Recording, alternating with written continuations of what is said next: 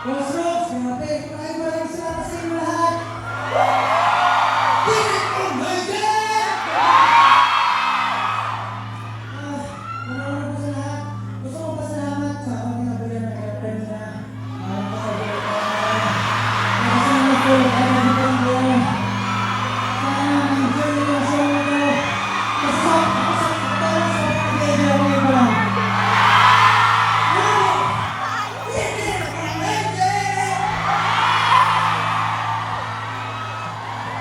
Maraming salamat po sa inyo lahat. Salamat po sa naghihintay.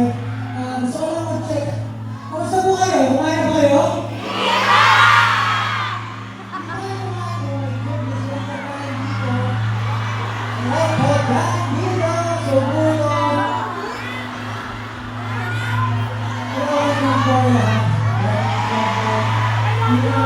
Hindi na magpapasa.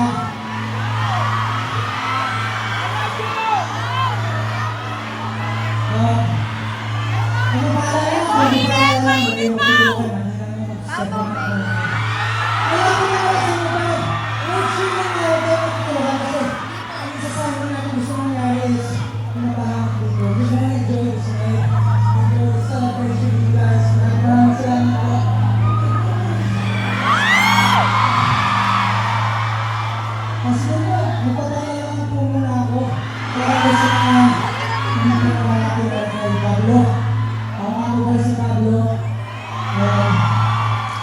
Member po ako ng SB19.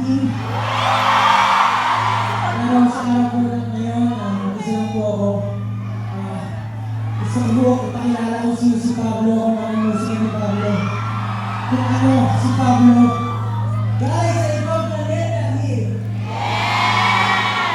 Pero maraming salamat po sa nag-enjoy.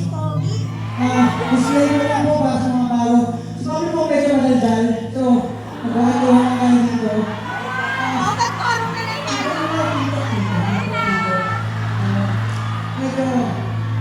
Kaibigan niyo na pwede nyo. Okay, wala kayo na.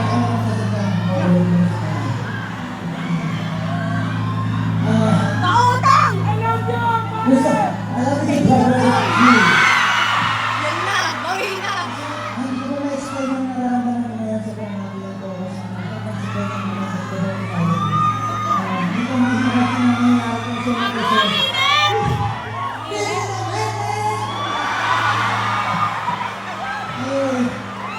Gusto ko lang siguro i-explain siguro or ibahagi i-share kung ano naman yung pinagdaanan ng proseso na ito. The middle, nagkaroon po kami ng maraming discovery sessions last year pa. Talagang gusto ko po kasi seryosohin kung ano yung ginagawa ko ngayon. Yan alam pa naman, nasuporta kayo sa akin para sa lahat ng mga nasuporta sa akin. Alam pa naman ganyan yung alam sa kalawon. Para sa akin parang baby ko yun eh.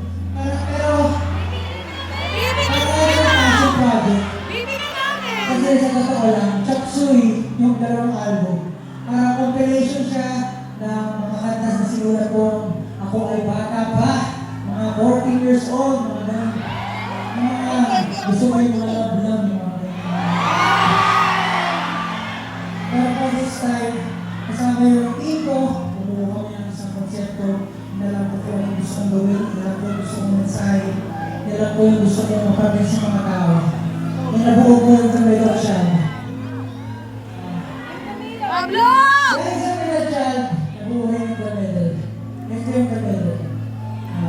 Kung i-explain ko yung Camilo, para sa akin, siya yung space between breaking and healing. Let's go!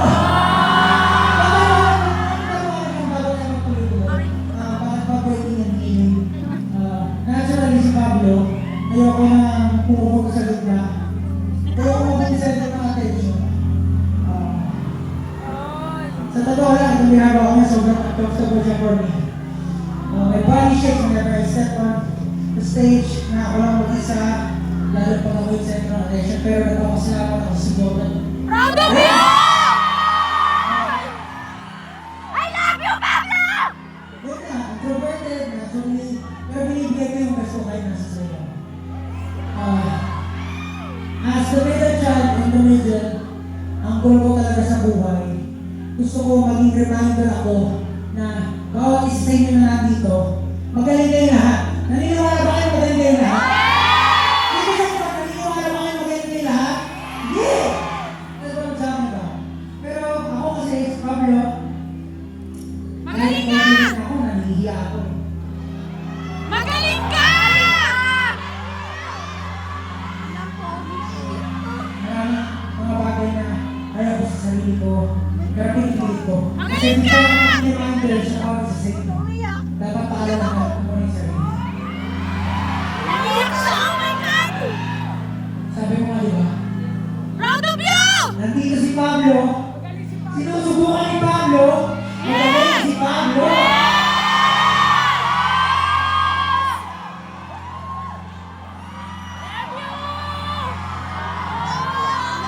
So, kahit nadala ako kayo sa iyo,